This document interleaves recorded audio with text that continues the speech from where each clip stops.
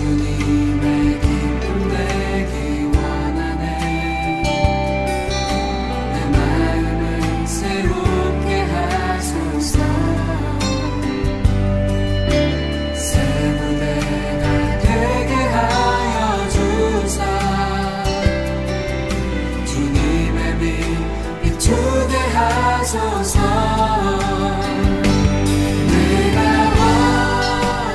크리스천 헤럴드 애청자 여러분 안녕하십니까? 영혼의 쉼터 이 시간 진행의 황희숙 전도사입니다. 새로운 한 주가 시작된 월요일 밤입니다. 오늘 주님의 은혜 가운데 승리하셨는지요? 하루를 귀한 말씀과 찬양으로 마감하시기 바랍니다. 크리스천 헤럴드는 신문을 시작으로 라디오, 이제는 공중파 채널인 18.88을 통해 텔레비전으로도 함께 하실 수 있습니다. 이 시간에 방송되는 모든 목사님들의 설교를 인터넷 웹사이트 www.chtv1888.org를 통해 다시 들으실 수 있습니다. 한 가지 주님의 기쁨이 되는 것. 이 시간에는 프레이즈 교회에서 제공하는 요한계시록 강해 시간입니다. 요한계시록 19장 20장을 본문으로 어린 양의 혼인잔치부터 백보자 심판까지 라는 제목의 설교 말씀해 주시겠습니다.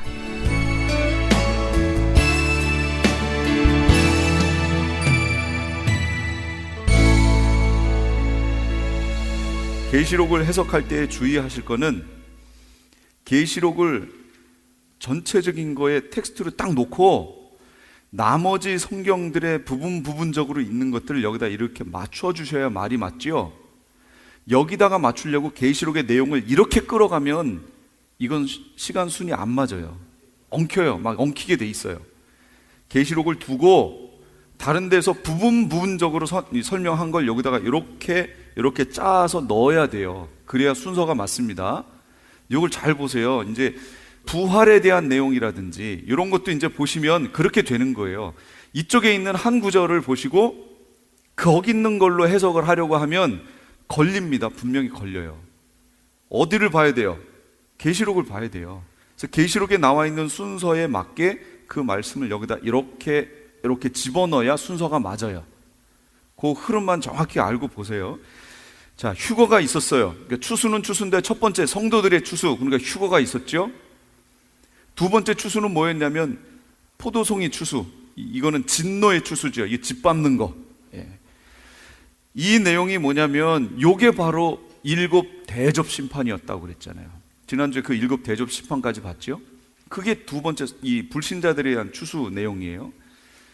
그거에 대한 결과로 이제 일곱 대접이니까 여기에 여러 가지 이제 땅에 붓고 물에 붓고 어디에 막 쏟는 그 내용이 나오다가 여섯 번째 대접이 쏟아지는 때, 그때의 중간에 갑자기 난데없이 예수님이 오시겠다고 하는 그 내용이 거기에 딱 나온단 말이에요. 뜬금없이 하나가 구절이 쑥 삽입이 되어 있습니다. 그래서 그게 뭐냐? 암시인 거예요. 그 뒤에 벌어질 일에 대한 암시. 무슨 얘기냐면 예수님이 그때 재림하실 것이다 라는 암시가 주어진 거예요. 그러나 때는 알 수 있어요, 없어요? 때는 몰라요. 그 날과 그 시는 모른다고 그랬잖아요. 그러니까 자꾸 예수님이 오시는 때라든지 우리가 휴거되는 때라든지 자꾸 때를 얘기하면 이건 성경적이지 않다, 그 얘기입니다. 왜 요즘 교회에서 계시록을 하면 그렇게들 싫어하는 줄 아세요? 그 때를 자꾸 얘기하니까 싫어하는 거예요. 비밀 휴거, 성경에도 없는 비밀 휴거라는 교리를 만들어 놨거든요. 아무도 모르게 예수님이 공중 재림하신대요. 그 다음에 데려간대. 휴거 쫙 올라간다는 거죠.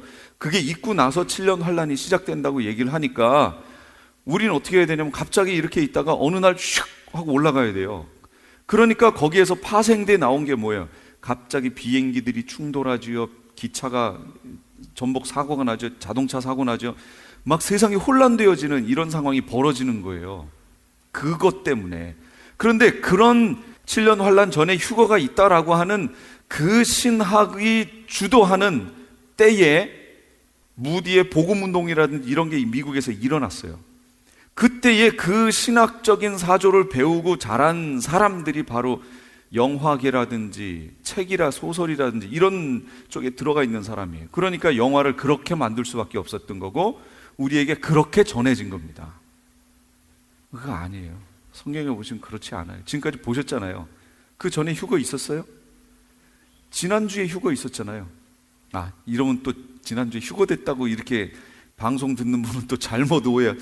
성경 배우는 이 프로그램상 지난주에 휴거가 있었죠. 휴거 내용이. 그 전에는 휴거 내용이 없었잖아요. 그러니까 진짜로 지난주에 휴거 있었다는 내용으로 들으실까 봐 이것도 걱정되네. 순서가 그랬죠. 오늘은 휴거는 성도들에 대한 추수, 7 대접 심판은 불신자에 대한 추수 내용이 지금 지난주에 벌어졌고, 오늘은 이제 추수돼서 우리가 올라갔어요. 그 사건이 자세히 설명됩니다. 우리가 추수대에 올라가고 이 땅에 대한 대접 심판이 벌어집니다. 이때에 그 공중으로 올라간 이 성도들에게는 무슨 일이 있느냐, 그 얘기예요. 그거에 대한 설명이 오늘 설명이에요. 순서대로 가지요. 우리가 지금 16, 17, 18을 뛰어넘었죠. 16장은 대접이고 17, 18은 그 연장선상으로 이제 바벨론이라고 하는 도시가 등장을 합니다. 오늘 그 제일 처음 부분 볼게요. 그게 바로 7 대접 심판에 대한 내용이에요. 1번입니다. 19장 1절에서 5절. 2일 후에 내가 들으니 하늘에 허다한 무리의 큰 음성 같은 것이 있어 이르되 할렐루야, 구원과 영광과 능력이 우리 하나님께 있도다 하면서 그의 심판은 참되고 의로운지라 음행으로 땅을 더럽게 한 큰 음녀를 심판하사 자기 종들의 피를 그 음녀의 손에 갚으셨도다. 이렇게 나옵니다. 그럼 이게 뭐예요? 요 바로 전 내용이 뭐였어요? 대접 심판 내용이었죠. 그 대접 심판 내용을 설명하면서 거기에다가 한 음녀를 설명하고 있었어요. 저희가 지금 시간이 없어서 음녀를 뛰어넘었습니다. 근데 그 음녀는 대접 심판의 내용 안에 들어가 있는 내용이에요. 그 음녀가 있는데 그 음녀가 누구냐면 17장 제일 밑에 보시면 17장 18절, 또 내가 본 그 여자는, 이 여자가 바로 그 음녀예요. 음녀는 땅의 왕들을 다스리는 큰 성이라, 이렇게 나옵니다. 땅의 왕들을 다스리는 큰 성, 그게 음녀래요. 음녀, 그러니까 여자, 그러니까 마치 사람인 것처럼 느껴졌죠. 근데 사람이 아닌 거고요. 그 여자는, 그 음녀는 큰 성이다, 이렇게 얘기합니다. 이걸 다른 버전으로 제가 보여드릴까요? 또 네가 본 그 여자는 땅의 왕들 위에 군림하는 저 큰 도신이라 하더라. 음녀를 설명하고 있죠. 음녀는 도시예요. 이 음녀의 이름이 뭐냐면 그 위로 올라가 보시면 그게 바벨론이다 라고 나오는 겁니다. 그게 바벨론이에요. 그런데 바로 7 대접 심판으로 그 바벨론이 멸망하는 것, 무너졌도다 무너졌도다 그 큰 성 바벨론이여 라고 하는 무너지는 바벨론이 오늘 본문 1장에서 당연하다, 그 얘기를 지금 하고 시작하는 거예요. 그 당연히 무너져야 된다라는 거예요. 그게 바로 지금 오늘 읽었던 본문 첫 19장 1절 내용입니다. 그의 심판은 참되고 의로운지라 음행으로 땅을 더럽게 한 큰 음녀를 심판하사. 이게 바벨론 심판하신 게 맞다, 그 얘기, 당연하다. 그리고 그 바벨론을 여기서 뭐라고 표현했냐면 큰 음녀라고 얘기합니다. 자기 종들의 피를 그 음녀의 손에 갚으셨도다. 그럼 잘 보세요. 인 사건을 기억해 보세요. 7개의 인 중에 7개 인, 7개 나팔, 7개 대접, 지금 대접하는 거죠. 그럼 처음 나팔 전 7 인으로 가보세요. 인은 징조장이라고 그랬어요. 인은 언제 했던 거냐면 하나님 우편에 하나님이 보좌에 앉으신 분이 이렇게 계시를, 두루마리를 들고 계셨잖아요. 근데 이거를 읽을 사람이 없어서 요한이 울었죠. 심히 통곡했죠. 그런데 울지 말라고 그랬죠. 누가 받았어요, 이거를요?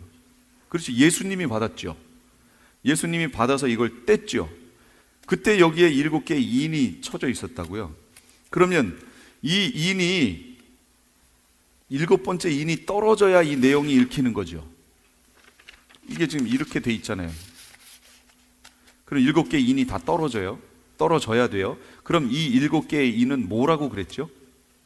징조라고 그랬어요. 징조장. 7 나팔 심판이, 계시록에 있는 이 심판이 들어가기 위해서 이걸 이렇게 되는 것을 보면 알아라 라고 우리에게 주시는 사인이라고, 사인, 그 인이. 그래서 7개의 사인이 지금 주어지는데 그 중에 4개는 네 말 형태로 나와요. 흰말, 붉은 말, 검은 말, 청황색 말, 말로 나왔고, 그 5번째가 뭐였어요? 5번째 인이 떼지니까 누가 나타났죠? 그렇죠, 순교자. 순교자의 기도가 나왔잖아요.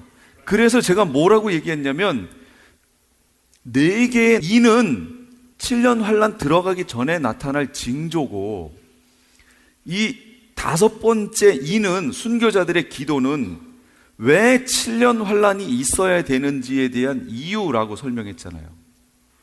기억하시죠? 이 순교자들이 뭐라고 기도했죠? 그렇죠. 신원해달라고, 원수 갚아달라고, 우리의 이 억울함을 갚아달라고. 그거에 대한 결과로 이 7년 환란이 있다고 그랬잖아요. 그러니까 7년 환란이 있어야 되는 여러 가지 이유들 중에 바로 순교자들의 기도가 있었다고 그랬죠. 그럼 지금 오늘 본문에 갚았어요, 안 갚았어요? 19장 2절, 그의 심판은 참되고 의로운지라 음행으로 땅을 더럽게 한 큰 음녀를 심판하사 자기 종들의 피를 그 음녀의 손에 갚으셨도다 그랬잖아요. 갚았어요. 이제 여기서 갚은 거예요. 내용이 지금 여기까지 보이세요? 자, 이렇게 갚았어요. 갚고 나니까 그게 당연합니다, 그리고 갚으신 게 당연합니다 하고 주님을 찬양하라 라는 내용이 쭉 나오다가 그 밑으로 가보세요.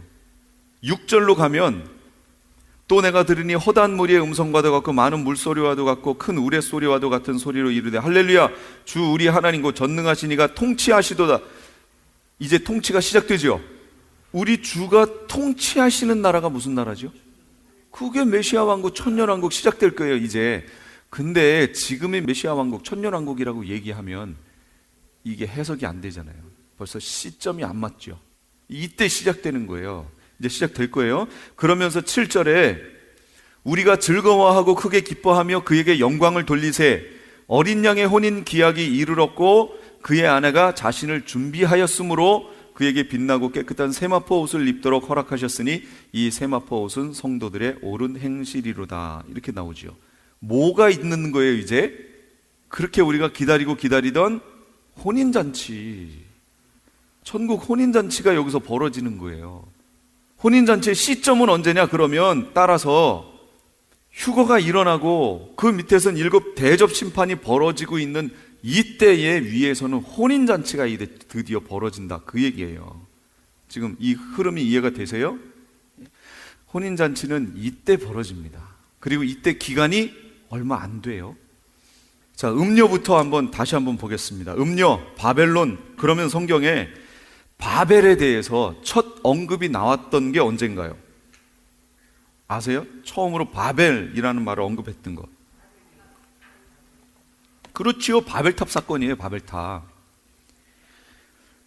누가 그걸 주도해서 시작했냐면 니무롯이라고 하는, 최초의 영걸이라 하는 니무롯이 그 일을 시작합니다. 그럼 니무롯은 이 홍수 사건 후 사람인가요? 전인가요? 후 사람이죠. 이 사람들이 홍수 사건을 알까요? 모를까요? 알죠. 알죠. 자기 조상들이 너희 죄 지으면 안 된다, 그 표로 홍수를 예를 들어서 가르쳐 줬겠죠. 그걸 알 수밖에 없다는 것이 또 어디서 나오냐면요, 이 아메리카 그 인디언들 있죠. 인디언들 벽화에 보면 나와요. 홍수 이 배를 이렇게 딱 그려놓고요, 그 안에 8명의 사람을 딱 그려놨습니다. 아니, 이 인디언들이 어떻게 알아요 그거를? 이 배와 8명의 사람을 그려놓고요, 그 전 태양은 이렇게 초승달처럼 2개를 그려놨어요. 근데 그 밑에는 둥그런 태양을 그려놨습니다. 이게 뭘 의미할까요? 홍수 사건이 있기 전 봤던 하늘에는 물층이 있었죠. 두꺼운 물층이 이렇게 있었습니다. 그래서 물을 끼고 거기 있는 태양을 봤기 때문에 태양이 2개로 나눠져서 이렇게 그들이 봤을 땐 보였던 것 같아요. 근데 홍수 사건이 있고 난 후에는 층이 없어져 버렸잖아요. 그러니까 그냥 둥그런 태양만 보이는 거예요. 이걸 상징하는 것들이 인디언들 벽화에 다 나와 있습니다. 그 얘기는 이 사람들이 어찌됐든 홍수 사건을 알고 있다는 거예요. 인디언들도. 그러니까 그 조상으로부터 배웠다 그 얘기죠. 계속 구전되면서 배워왔다라는 얘기예요. 이 니므롯도요, 그런 홍수라든지 하나님의 어떤 것으로 인해서 흩어짐을 면하자, 우리가 모이자, 흩어짐을 면하자 라는 뜻으로 바벨이라고 하는 것을 쌓잖아요. 결국 이거 하나님이 보셨을 땐 이게 뭐예요? 하나님께 대한 도전이죠. 주권에 대한 도전이죠. 그리고 이 사람들은 하나님이 뭐라고 얘기하셨냐면 무지개 언약을 주셨습니다. 근데 이 무지개가 뜨는 것을 보면 다시는 그 물로, 홍수로 심판하지 않겠다라는 그 약속을 하나님하고 맺잖아요. 하나님이 그걸 보시면 그렇게 하겠다. 그럼 하나님이 안 하신다는 얘기 아니에요. 그렇게. 근데 이들은 그걸 믿지 못한 거예요. 그러니까 무지개 언약을 믿지 못했던 사람들인 거예요. 그러니까 다시 이런 홍수라든지 재앙으로 흩어짐을 면하자 하고서 가운데다가 큰 바벨이라고 하는 그 탑을 쌓기 시작합니다. 하나님이 이걸 보시고 기뻐하실 리가 없죠. 하나님의 말씀을 신뢰하지 않고 만들어낸 거니까. 하나님에 대한 거역이었어요. 바로 시작했던 인류는 홍수 심판으로 거의 몰살하고 8명만 남았지만 그들을 통해서 완전히 새로운 인류를 하나님은 시작하고 싶었어요. 죄를 멸하고. 그러나 인간의 몸속에는 그럴 수 있는 게 없습니다. 하나님이 함께 하시지 않으면 죄의 요소가 우리 인간의 몸에 꽉 차 있기 때문에 감당이 안 돼요. 그 일이 이제 또 벌어진 거지요. 그거의 첫 번째 상징물이 바로 바벨이었고요. 바벨탑이었고요. 그것을 상징하는 것이 바로 바벨론입니다. 여기 바벨론. 그래서 바벨론이 무너졌도다라고 얘기하죠. 그 바벨론이 하나님을 거역하는 큰 무리의 대표적인 것들이 무너진다, 그런 얘기예요. 이 바벨론이 바로 계시록에서는 음녀라고 부른 거예요. 이 바벨론을요. 그걸 음녀라고 부른 겁니다. 그리고 그 바벨론을 다른 말로 표현하면 짐승이 다스리는 국가의 수도라고 얘기하는 거예요. 이해가 되셨어요? 바벨론은 도시라고, 그 음녀는, 그 여자는 도시, 큰 성이다 라고 얘기했잖아요. 바로 짐승 나라의 수도가 바벨론이에요. 그럼 하나님의 다스리는 도시의 수도는 어디예요? 예루살렘이라고 부르는 거예요. 예루살렘과 상대적인 개념으로 바벨론이 등장하는 거죠. 그런데 대접 심판에 보시면 무너졌도다 그 큰 성 바벨론이요 라고 나오잖아요. 그 큰 성이 무너졌다는 얘기는 짐승의 나라가 이제 무너졌다 그 얘기입니다. 왜냐하면 짐승은 기간이 정해진 게 그 기간밖에는 없어요. 무너진 거예요. 그러면 성경에는 음녀라는 말만 나온 게 아니라 음녀들이라는 말도 나옵니다. 그럼 이건 어떻게 해석될까요? 간단하죠? 단수로 음녀 그랬으면 그건 짐승의 수도 바벨론이지만 음녀들 그랬으면 쉬운 표현으로 하면 도시들이 되겠죠. 그래서 제가 뭐라고 말씀드렸냐면, 되도록이면 도시에 이렇게 막 번화한 도시에 이렇게 사시려고 하지 말고 조금 이렇게 벗어나려고 이렇게 하시라고 제가 설명을 드렸습니다. 이렇게요. 그래서 그거에 대한 해결책으로 18장 4절에는 주님이 뭐라고 우리에게 가르쳐 주시냐면, 계시록 18장 4절이에요. 또 내가 들으니 하늘로부터 다른 음성이 나서 이르되 내 백성아 거기서 나와 그의 죄에 참여하지 말고 그가 받을 재앙들을 받지 말라, 이렇게 얘기합니다. 거기서 나오래요. 나가셔야 돼요 이제는. 그러니까 되도록이면 이거는 이미 이 바벨론이 멸망하고 있는 그 상황은 이미 우리는 휴거대에 올라간 상황이죠. 그렇지만 이 도시들, 음녀들에게서 행해지는 게 뭐예요? 거기에서는 무너졌도다 큰 성 바벨론이요, 귀신의 처소와 각종 더러운 영이 모이는 곳과 각종 더러운 가증한 새들이 모이는 곳이 되었도다.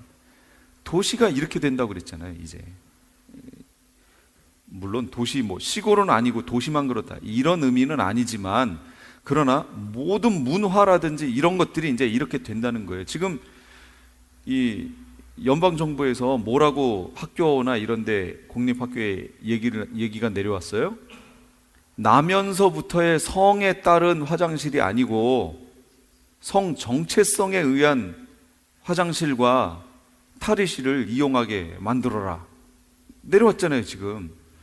그러니까 제가 만약에 고등학교를 갔는 고등학생인데 저 여잔데요? 그럼 저는 그냥 여자 탈의실에 가서 그냥 갈아입는 거예요, 같이.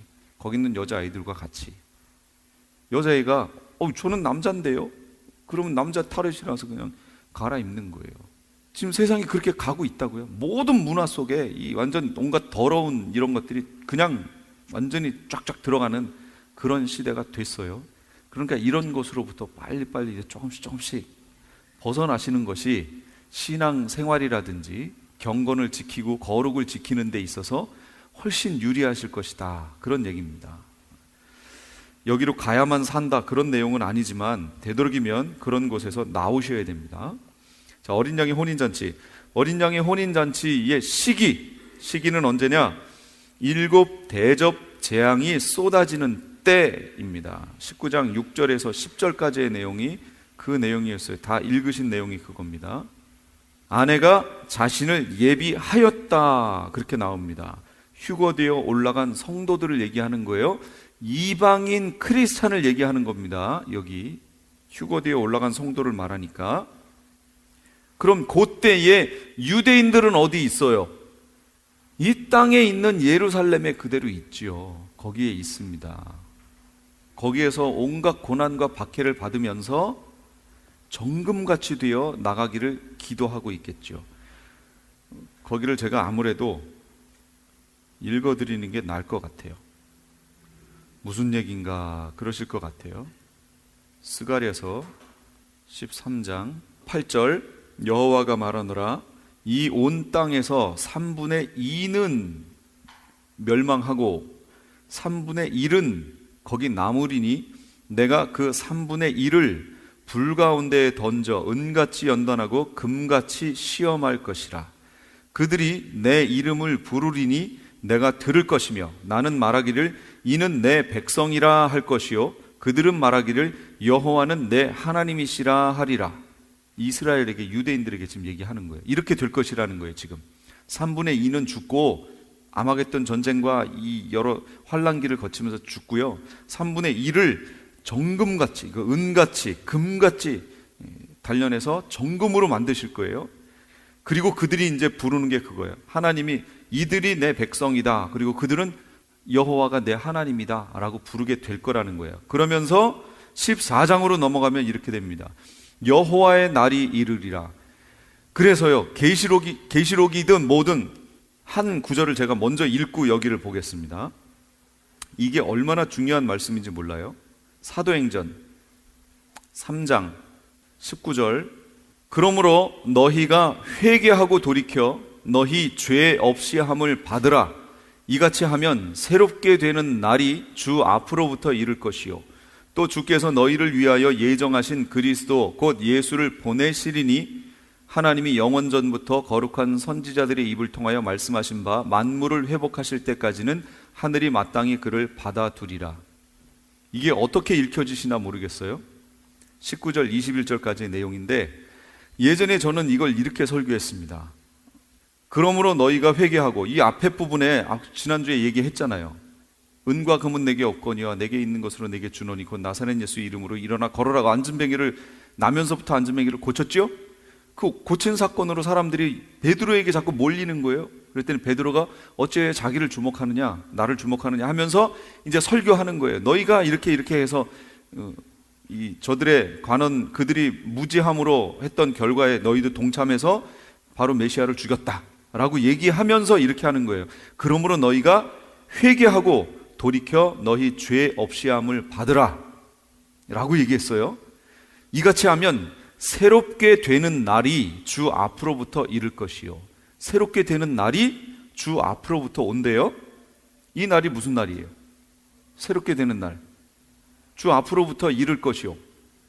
회개하면 이른대요. 그래서 이걸 일반적으로 어떻게 해석하냐면요, 중생이라고 해석합니다. 그러나라는 얘기는 중생이 아니란 얘기죠. 제가 다른 버전으로 또 읽어드립니다. 그런즉 너희는 회개하고 회심하라. 그리하면 새롭게 하는 때가 주의 앞으로부터 이를 때에 너희 죄들이 말소될 것이요. 좀 내용이 다르죠? 또 그분께서 예수 그리스도 곧 너희에게 미리 선포된 분을 보내시리라. 지금 예수님 어디 가셨어요? 올라가셨죠? 그럼 보내시리라. 이걸 이제 일반적으로 무천년적인 입장에서 이걸 해석할 때 중생이라고 해석하고 바로 여기 예수 이름으로 오는 것을 성령으로 해석하는 거예요. 그러나 그게 아니다라는 걸 제가 지금 얘기하는 겁니다. 여기 새롭게 하는 때가 바로 메시아 왕국, 천년 왕국을 얘기하는 거고요. 그 들어가기 바로 전에 예수님이 오시게 되는 거죠. 구약 절기 내용으로 보면 7년 환란은 나팔절, 예수님이 재림하시는 때는 욤 키프루, 대속죄일, 그 다음이 초막절, 천년왕국의 초막절을 상징하는 거예요. 그럼 죄가 언제 용서돼요? 대속죄일이 용서되는 거잖아요. 예수님이 오실 때 대속죄일이 용서되죠. 여기 말이 맞아요, 틀려요? 앞으로 이를 때에 너희 죄들이 말소될 것이요. 말이 맞잖아요. 예, 그대로 성경에 나온 대로 그냥 가면 맞아요. 이걸 자꾸 억지로 푸니까 안 맞는 거죠. 그대로 가면 맞아요. 또 그분께서 예수 그리스도 미리 선포된 분을 보내신다. 말 맞죠? 그때 오시잖아요.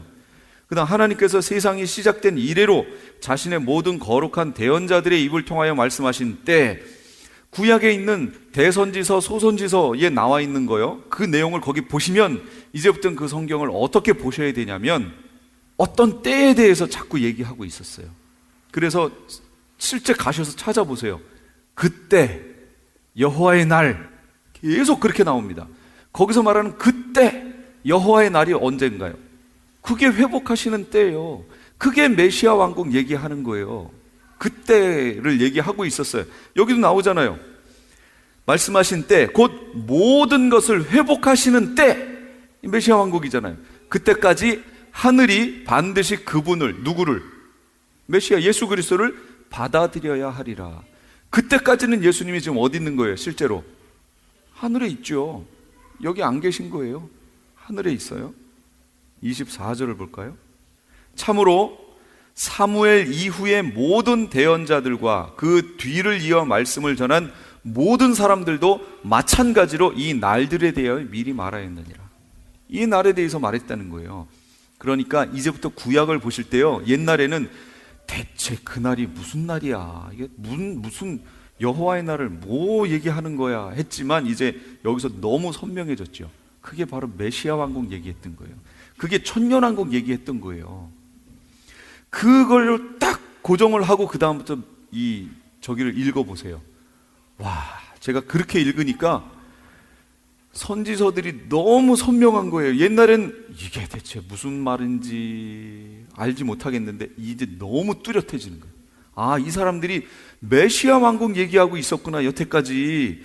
근데 왜 이스라엘 사람들은 그렇게 선지서에서 말하고 있던 그 날을 사모하고 바라보는데 왜 예수님을 못 봤을까요? 선지서들을 보세요. 그 날에 메시아는 무엇으로 상징되어 있어요? 무엇으로 올 거예요? 왕으로 상징되어 있잖아요. 왕, 심판하시는 분으로 상징되어 있는데 실제 초림하신 예수님은 뭐로 왔어요?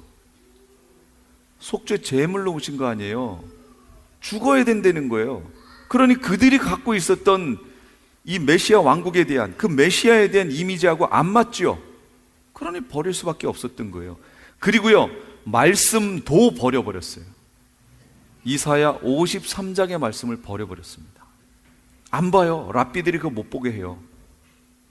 그는 실로 우리의 질고를 지고 우리의 슬픔을 당하였거늘 우리는 생각하기를, 쭉 나와 있는 예수님이 메시아, 고난당하는 메시아의 상이 거기 그대로 그려져 있는데 여길 못 보게 합니다.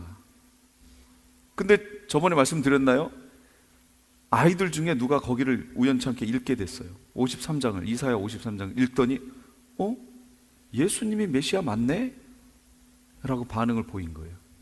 그러니까 이사야 53장이 읽혀지기만 하면 유대인들이 읽고 그거에 대해서 깊이 묵상만 해보면 예수님이 메시아 맞구나, 이렇게 되는 거예요. 근데 지금 못 보게 하는 거예요. 가려졌어. 그러니까 요 작업만 우리가 유대인들에게 해주면 그걸 읽게만 해주고 이게 바로 그 예언되어 있던 메시아다, 그게 초림하신 예수님의 모습이다라는 걸 설명하면 그들은 그랬구나 하고 넘어오는 거예요. 이미 다른 건 다 알고 있기 때문에 그 부분만 가려져 있는 거예요 지금. 이 유대인들은 재림해서 오시는 예수님의 모습만 알고 있어요 지금. 왕으로 오시지요. 실제 왕으로 오세요. 근데 우리는 정작 이걸 복음을 받은 이방 교회는 초림하신 예수님은 이미 벌어진 일이니까 이렇게 해서 예수님을 받아들이고 아까 보셨던 사도행전 같은 내용을 초림하신 예수님에다가 이렇게 맞춰 놓은 거예요. 그러니까 이거를 중생이라고 해석하는 거예요. 그래서 거듭남이라고 해석하는 거죠. 안 맞아요. 그 얘기는 뭐냐면 이방 교회는 예수님의 재림이 가려져 있어요. 알고 있다고요? 모르고 있어요. 여기 오셔서 아셨죠? 계시록 공부를 하니까 이렇게 오실 거라는 거, 이스라엘이 살아나야 하고 막 이런 내용들, 이스라엘이 살아나야 되는 그 가장 큰 표가 뭔지 아세요? 그게 알리야예요. 알리야, 올라가다. 그들이 예루살렘 성으로, 이스라엘로 돌아가야 되는 거예요. 유대인들이. 분명히 그거 이제 선지서들 쭉 보세요. 거기 가면 하나님이 이 마지막 때 메시아가 오시는, 메시아 왕국이 이루어지기 전 부분에 나타나야 되는 징조, 표징으로 알리야를 얘기하고 계십니다. 내 백성이 고토로 돌아오는 거 내용, 그 내용이 나와요. 지금 그 알리야 운동이 벌어지고 있잖아요. 벌써 반수 가까이가 이스라엘로 들어갔어요. 유럽이나 이런 아프리카라든지 남미나 이런 데는 이미 유대인이라는 것이 결과가 나왔는데 이들을 지금 이스라엘에서 안 받아들이려고 하고 있어요. 왠지 아세요? 남미는 종교가 뭐예요? 천주교잖아요. 어쨌든 그들의 천주교든 어쨌든 예수 그리스도를 아는 사람들이잖아요. 그러니까 이들을 못 받아들이는 거예요. 그것을 위해서 기도해야 돼요. 그들이 들어가서 예수를 전하기 시작하고 그 민족이 많아지면 이제 들어가겠죠. 내용이 다른 지역에 있던 크리스찬들이 지금 다 못 들어가고 있어요. 알리야를 하겠다고 했는데 종교가 뭐냐 해가지고 크리스찬 하면 안 받아줘요. 종교가 뭐냐, 불교, 그럼 오케이. 이런데 크리스찬, 노, 이렇게 되는 거예요 지금 이스라엘이. 그게 빨리 열려야 돼요. 그래서 들어와야 돼요. 근데 이 미국하고 캐나다 땅에, 특히 미국 땅에 어마어마한 수가 거의 반수 이상이 여기 있어요 지금. 근데 이 사람들이 알리야를 안 하려고 그래. 왜 안 하려고 그럴까요? 삶이 편하니까 안 하는 거예요. 아니 그 지금 자꾸 막 시도 때도 없이 로켓포 날라오고 하는데 여기서 편안하게 돈 많겠다, 뭐 집 있겠다, 여기 있는 사람들이 왜 글로 가겠어요? 근데요, 이들을 마지막 포수 시대라고 합니다. 그때 이제 치듯이 여기 이들을 칠 거예요. 그럼 이들이 쫓겨가듯이 절로 갈 겁니다. 이제 넘어갈 거예요. 상당히 많은 유대인들이 거의가 이스라엘로 돌아갈 겁니다. 그 일이 벌어질 거예요. 그러니까 그렇게 되기 전에 빨리 지금 이스라엘로 돌아가라 하고 알리야 운동을 하는 사람들이 있습니다. 그런 선교 단체들이 있어요. 그리고 한국 사람들이 그 역할을 많이 합니다. 그리고 우리가 그런 단체에 이렇게 헌금을 하면 한 사람이 거기로 갈 수 있는 비행기 싹시라든지 이런 걸 모아서 그들에게 주고 보냅니다. 이 일을 하게 돼요. 그러면 하나님의 일을 우리가 하는 거예요. 실제 하나님이 성경에 있는 역사를 그대로 우리가 실행하는 겁니다.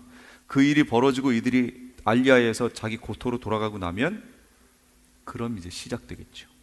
자, 카운트다운 하고 들어가는 겁니다. 그래서 그런 일련의 사건들을 보니까 이야, 구약에 예언되어 있던 예수님 오시는 때 그 앞에 있던 징조, 사인, 표징, 이게 지금 벌어지고 있는 걸 보니까 때가 너무 가까이 온 거예요. 이게 뒤로 미룰 수도 없는 때가 너무 가까이 왔고요. 때가 가까이 왔다라는 것은 점점 이방인의 충만한 수가 채워지고 시간표는 점점 지금 닫혀지고 있다. 이것을 보게 됩니다. 그래서 마지막 닫혀질 때까지 우리가 열심히 지금 전도해야 돼요. 이 마지막 배에 탄 사람들일지 몰라요. 지금 전도되는 사람들이요. 그러니까 열심히 정말로 전도하셔야 돼요. 이 때를 지금 이방 크리스찬들이 못 보고 있다라는 거예요. 못 보고. 초림하신 예수님에다 다 맞춰가지고 성경을 해석하고 이렇게 보니까 안 보이는 거예요. 재림하실 예수님에 맞춰져 있는 내용을 거기다 붙이니까. 그래서 유대인들은 재림하실 예수님을 보고 이방인들은 초림하신 예수님을 보고 이방인의 때가 끝납니다.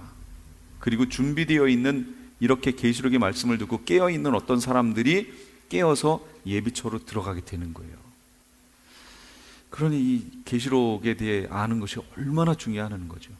지금도 교회들은요, 설교 들어보세요. 설교 방송 쭉 들어보시면 여전히 이 땅에서 무엇을 먹을까, 무엇을 입을까, 무엇을 마실까 이 얘기하고 있어요. 그걸 복이라고 얘기하고 있다고요. 지금 이 모든 것이 너희에게 있어야 할 줄을 하늘에 계신 너희 아버지께서 아시느니라. 이것은 누가 구하는 거라고요?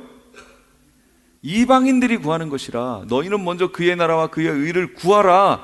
그리하면 이 모든 것을 너희에게 더하시리라.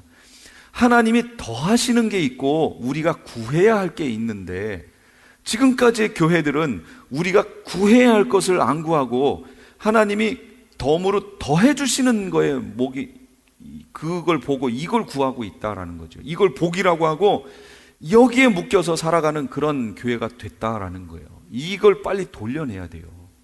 그 작업이 여기 오신 분들이 하셔야 될 일입니다. 이제는 마지막 때에 정말 하나님이 기뻐하시는 일을, 마지막을 준비하는 일을 우리 성도님들이 감당하셔야 됩니다. 정말로요. 혼인잔치가 벌어지는데 빛나고 깨끗한 세마포 옷을 입혀주십니다. 이것은 성도들의 옳은 행실이다, 이렇게 얘기하세요. 그러니까 성화라고 하는 것, 성화의 삶이 얼마나 중요한지 아시겠죠? 한번 믿고 내가 어떻게 살든지 나는 구원 얻었다 라고 얘기하면 안 된다고 그랬잖아요. 그래서 여기 나오잖아요. 옷을 입어야 돼요. 옷을. 그래서 뭐라고 얘기하셨어요?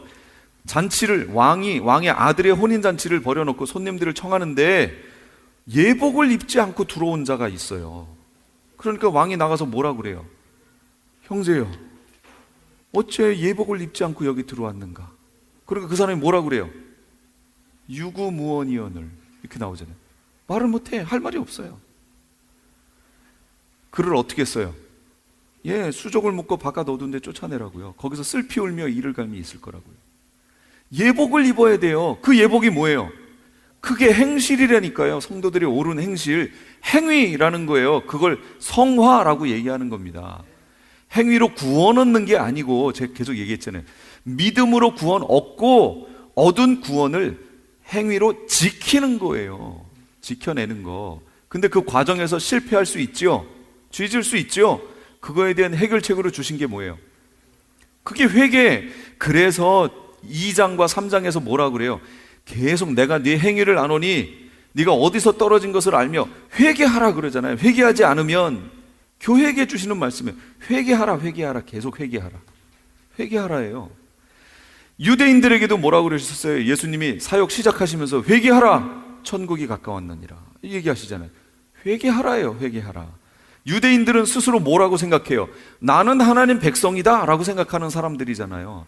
지금 이방인들이 나는 구원받았다 라고 생각하는 거나 유대인들이 나는 하나님 백성이다 라고 생각하는 거나 똑같아요. 그들에게 예수님이 주시는 메시지가 회개하라예요. 회개하라. 그래서 이 마지막 때의 메시지는 회개하라입니다. 축복이 아니에요. 복 받는 게 아니에요. 잘 보셔야 돼요. 어린 양의 혼인잔치의 청함을 받은 자들은 복이 있도다. 앞으로 받을 게 아니에요. 여기는 완료형으로 받은 자들은 이라고 나왔어요. 원어에 완료형으로 나왔습니다. 이 얘기는 이미 그 혼인잔치에 이미 받아가 있는 사람들을 얘기하는 거예요. 앞으로 올 사람들을 얘기하지 않아요. 앞으로 올 사람이 없어요.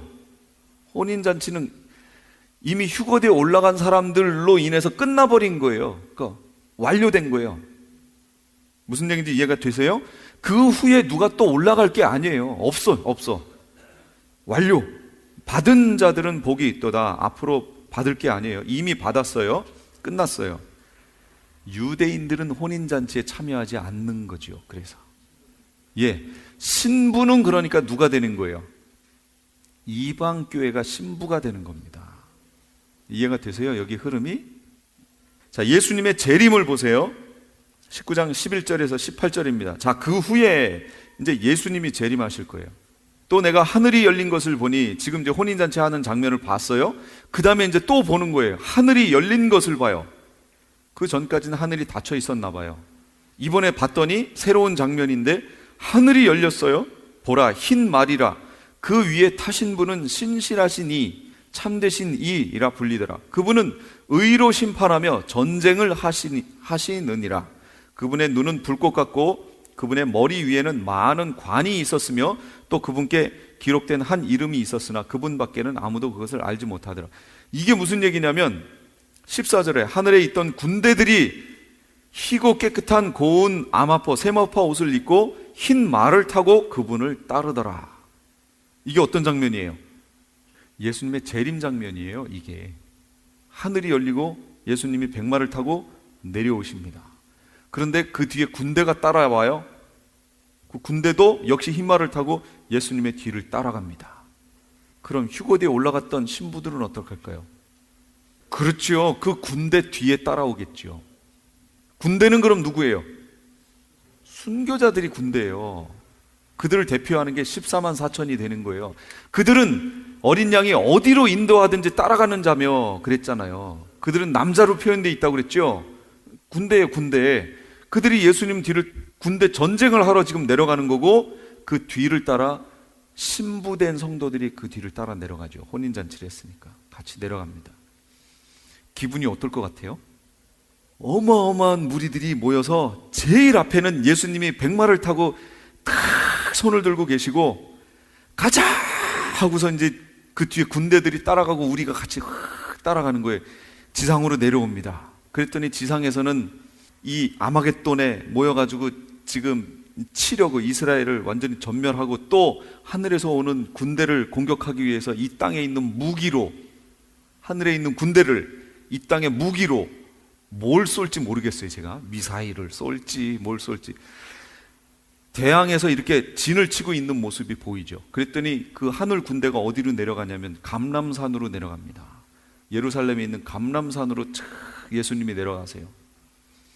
그 장면이 스가랴서에 있는 겁니다. 제가 아까 스가랴서 보여드리려고 그러다 넘어갔죠. 14장 4절 그날에 그분의 발이 예루살렘 앞 동쪽에 있는 올리브산 이게 감람산이에요. 올리브산이요. 올리브산 위에 설 것이요 올리브산이 거기에 한가운데에서 동쪽과 서쪽으로 갈라지며 산이 지금 갈라지는 겁니다. 쫙 심히 큰 골짜기가 생길 것이며 생겨야겠죠. 산의 반은 북쪽으로 가고 산의 반은 남쪽으로 이동하리라. 그런즉 너희가 그 산들의 골짜기로 도망하리니 누구예요? 여기 도망하는 사람들이 유대인들. 우린 어디 있는 거예요? 지금 예수님과 함께 이렇게 내려오는 거고 유대인들은 그 산으로 도망해야 살아요. 왜 산으로 도망하지요? 여기 지금 밑에는 누가 쳐들어온 거예요? 이 땅에 있는 군대들이 쳐들어왔잖아요. 아마겟돈 전쟁을 펼치러 지금 와서 이스라엘을 치고 있잖아요. 그러니까 유대인들은 산으로 도망해야 돼요. 근데 갑자기 산에서 어마어마한 지진이 나면서요 동서로 산이 쫙 갈라지더니 반은 북으로 반은 남으로 쫙 움직이면서 엄청난 골짜기가 여기에 생겨납니다. 생겨나야죠. 유대인들이 거기로 가고 하늘에 있던 군대들과 신부들이 거기로 이렇게 내려옵니다. 거기서 만나는 거예요. 거기서 그 산들의 골짜기 이가 아사레까지 이를 것이기 때문이라. 참으로 너희가 도망하되 유다 왕 우시야 시대의 지진 앞에서 피하여 도망한 것 같이 하리라. 또 지진이 났을 때 어떻게 도망할까요? 혼비백산에서 그냥 가겠죠? 그렇게 해야 된다라는 거예요. 뒤도 돌아보면 안 돼요. 뒤돌아봤다 누가 소금기둥 됐어요? 러세 안에 그렇게 됐잖아요. 볼 것도 없어요. 그냥 산으로 도망해야 돼요. 또 주 내 하나님께서 임하실 것이요 모든 성도가 너와 함께 임하리라. 그날에는 그 빛이 밝지도 않고 어둡지도 아니하리라. 밝지도 않고 낮은 아니에요. 어둡지도 않고 한밤중도 아니에요. 그러는 중에 그것은 주께서 아시는 한 날이 될 터인데, 그치요? 무슨 날인지 알 수 있어요? 몰라요. 주께서 아시는 날이에요. 그럼 모른다고 그랬잖아요. 그 날이 될 터인데 낮도 아니고 밤도 아니에요. 그러나 저녁 때에 그것이 빛이 되리로다.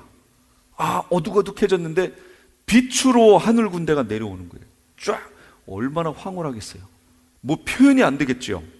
그날에 생수가 예루살렘에서 나가서 그것의 반은 앞바다로 그것의 반은 뒤 쭉 이렇게 되는데요. 사람들이 그 안에 거할 것이요 다시는 완전한 멸망이 있지 아니하겠고 예루살렘에 사람이 안전히 거주할. 하리로다. 이게 다 지금 천년왕국 얘기하는 겁니다. 그런데 천년왕국이 펼쳐질 건데 그 전에 지금 뭐가 진행되고 있었어요? 여기에 아마겟돈 전쟁이 벌어졌죠. 그게 어떻게 양상이 가나 보세요. 12절, 주께서 예루살렘과 싸운 모든 백성을 칠 때에 내리실 재앙이 이러하다. 내려오셔서 어떻게 그 아마겟돈 전쟁을 왔던 이들을 치나 보세요. 그들이 발로 섰을 때에 그들의 살이 썩어 없어지고, 그들의 눈이 그들의 눈구멍 속에서 썩어 없어지고, 그들의 혀가 그들의 입 속에서 썩어 없어질 거래요. 또 그날에 주께서 그들 가운데 큰 소동을 내리심으로 그들이 각각 자기 이웃의 손을 붙잡고 각 사람의 손이 일어나 자기 이웃의 손을 친대요. 서로 치는 거예요. 지금 막 혼란 중에 막 이런 일이 벌어졌었죠. 기드온의 300용사 사건 때 일어났잖아요. 항아리 깨고 막 횃불 들고 막, 그러니까 이 사람들이 막 자기들끼리 막 치고 끝나버렸잖아요. 이 일이 여기에서 아주 어마어마하게 대대적으로 벌어질 거래요. 유다도 예루살렘에서 싸우며 사방에 있는 모든 이교도들의 재산 곧 금과 은과 의복이 심히 풍성하게 함께 거두어질 것이며, 이 상황이에요. 지금 아마겟돈 전쟁 상황이. 이거 지금 스가랴서의 내용이거든요. 근데 이 여호와의 아시는 한 날 얘기가 나오면 어디로 가시면 되냐면 메시아 왕국 얘기구나, 천년 왕국 얘기구나 하고 보시면 돼요. 다 그날 예언해 놨다고요. 이거 아까 사도행전 3장에서 보셨죠? 그러니까 이제부터는 구약에 있는 선지서를 재미없게 읽지 마시고요, 나를 중심으로 보세요. 와, 그때 이렇게 되는구나, 이렇게 되는구나. 그래서 제가 계시록의 내용대로 보고 그 다음에 저 앞에 있는 것들을 여기다 이렇게 맞추라고 그랬잖아요. 부분적으로 나와 있으니까 이렇게 맞춰야 흐름이 맞아요.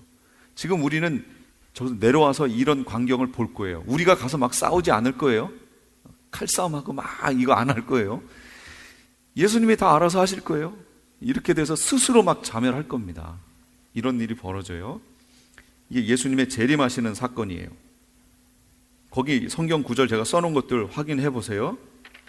쭉 확인해 보시고, 그 다음 이제 아마겟돈 전쟁, 그 다음 장으로 넘어갑니다. 40페이지. 계시록 19장 19절 21절.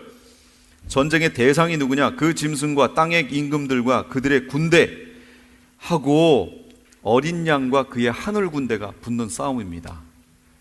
이게 아마겟돈 전쟁이에요. 그러니까 그 중간에 있었던 유브라데 전쟁하고는 성격이 달라요. 다른 전쟁입니다.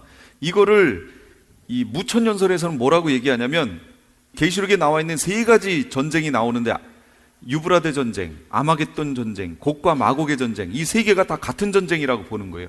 이거를 하나로 이렇게 묶어놔 버렸어요. 성격이 다르잖아요, 지금 완전히.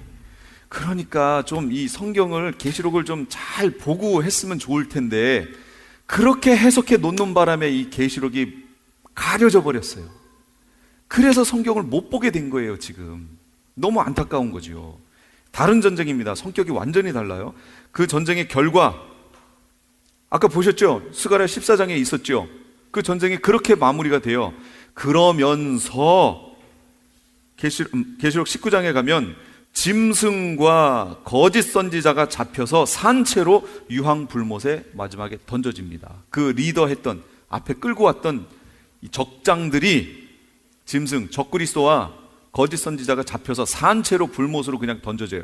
원래 불못은요, 백보자 심판한 다음에 들어가는 곳이에요. 최종 판결 받고 선고 받고 가는 곳인데, 여기 이 적그리스도하고 거짓 선지자는 하나님의 이 진노가 얼마나 크신지 이들은 그냥 여기서 산채로 잡아다가요, 그냥 최종 판결에 그 불못에 그냥 팍 던져버렸어요. 산채로 넣어버렸어요.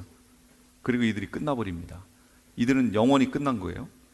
그렇게 하고 났더니 계시록 끝에 20장으로 가볼게요. 이제 20장 1절하고 3절에 이 20장이 대단히 중요합니다. 이제 또 내가 보니 천사가 무저갱의 열쇠와 큰 쇠사슬을 그의 손에 가지고 하늘로부터 내려와서 용을 잡아요. 곧 옛 뱀이요 마귀요 사탄이라 잡아서 1000년 동안 결박하여 무저갱에 던져 넣어 잠그고 그 위에 임봉하여 1000년이 차도록 다시는 만국을 미혹하지 못하게 하였으니 그 후에는 반드시 잠깐 노일이라. 이렇게 나왔습니다.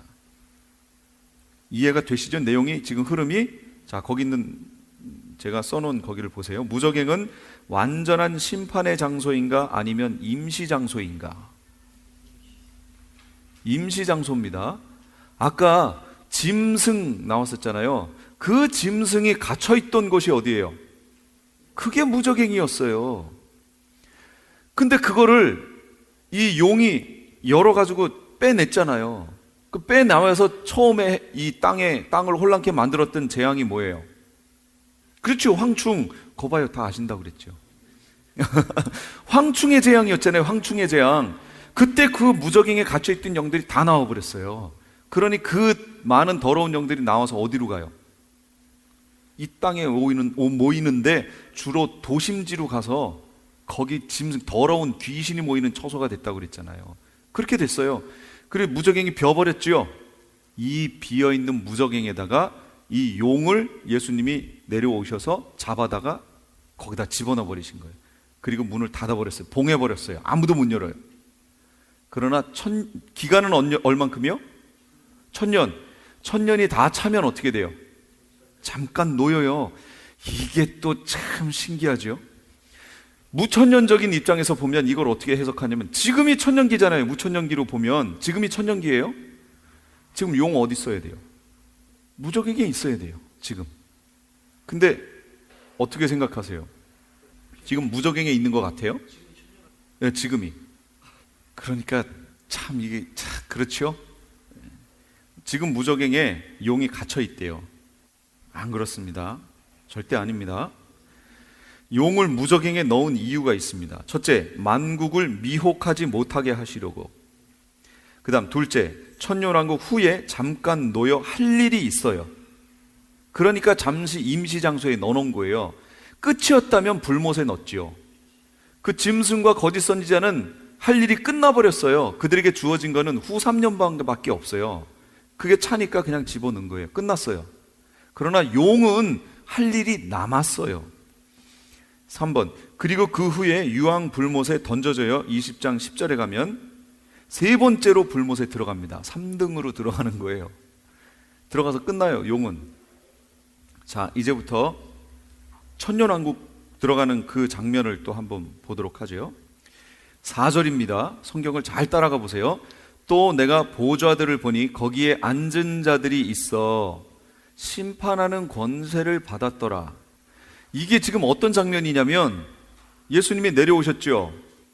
아마겟돈 전쟁을 평정을 하셨어요. 짐승과 그의 거짓 선지자는 집어넣어버렸고요. 불못에. 그 다음 용은 잡아서 무저갱에 집어넣습니다. 그 다음 장면이에요. 그 다음이면 이제 뭐가 되는 거죠? 천년왕국이 시작하는 거죠. 천년왕국이 시작되는데 보니까 보좌들이 놓여 있어요. 보좌면 그냥 단순한 의자일까요? 높은 권세를 얘기할까요? 권세를 얘기하는 거예요. 권세를 얘기하는 보좌들이 있는데 거기에 앉은 자들이 있는데 심판하는 권세를 갖고 있어요. 이 사람들이. 그 또 다시 한번 자세히 보니까 이 사람들이 누군가 하고 봤더니 예수를 증언함과 하나님의 말씀 때문에 목배임을 당한 자들의 영혼이래요. 이들 누구예요? 순교자들이에요. 또 짐승과 그의 우상에게 경배하지 않고 그들의 이마와 손에 그의 표를 받지 아니한 자들이 살아서 그리스도와 더불어 1000년 동안 왕노릇하니, 이렇게 나왔습니다. 살아서 그랬으니까 그럼 그 전 상태가 뭐예요? 죽어 있었죠. 죽어 있었죠. 다른 성경으로 볼게요. 흠정역입니다. 또 내가 보니 왕좌들과 그것들 위에 앉은 자들이 있는데 그들에게 심판이 맡겨졌더라. 또 내가 보니 예수님의 증언과 하나님의 말씀으로 인하여 목배인 자들의 혼들이 있는데 그들은 짐승과 그의 형상에게 경배하지도 아니하고 자기들의 이마 위에나 손 안에 짐승의 표를 받지도 아니한 자들이니라. 지금까지 프레이즈 교회의 요한계시록 강해였습니다. 오늘 말씀의 뒷부분은 이번 주 목요일 밤 11시 30분에 전해드리겠습니다. 프레이즈 교회에서는 매주 주일 오후 2시에 요한계시록 강해를 진행하고 있습니다. 요한계시록에 관심이 있는 분들은 LA 한인타운 피코와 캔머에 위치한 2668 웨스트 피코 블러버드 프레이즈 교회로 오시거나 전화 213-700-9833 213-700-9833번으로 문의하시기 바랍니다.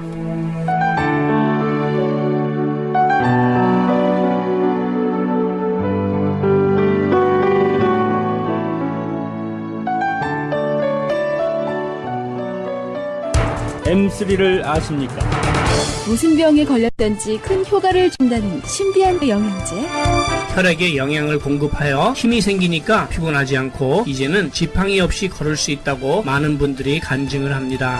혈액 해독, 기력 회복, 뼈 골수 영양 공급, 심장, 뇌, 혈전 용해. 유태인 회사가 제조한 특수 영양제. M3, 혈액순환을 잘 되게 하는 최고급 영양제. M3, 크던 작던 아픈 곳이 있다면 M3. 213-435-9600, 213-435-9600번입니다. 정직한 마음으로 권해드립니다. 네, 신만의 장석훈입니다. 천정산삼이라고 다 같은 천정산삼이 아닙니다. 신만이 장석훈이 직접 채취해 믿을 수 있는 산삼. 장례삼, 야생산삼과도 비교할 수 없는 신만이 장석훈의 진품 천정산삼. 천하를 얻어도 건강을 잃으면 무슨 소용이 있습니까? 지금 오셔서 신만이 장석훈이 직접 채취해온 산삼을 드시고 온 가족의 건강을 지키십시오. 한남체인 길 건너편 전화 213-388-1234 388-1234 신만이 장석훈의 천정 산삼. 아니 당신 미장원 다녀왔어? 헤어스타일이 확 바뀌었네.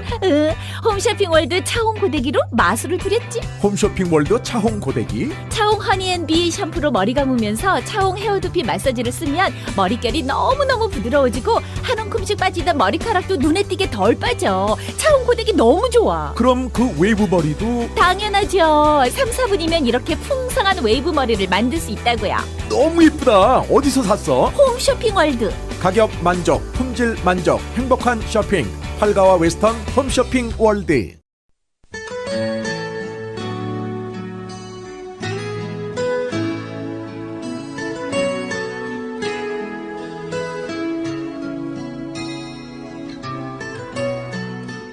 지금까지 크리스찬 헤럴드에서 보내드린 영혼의 쉼터였습니다. 평안한 밤 되십시오. 황희숙 전도사였습니다. 주님을 예배하는 자, 주님을 찾는 자, 주님께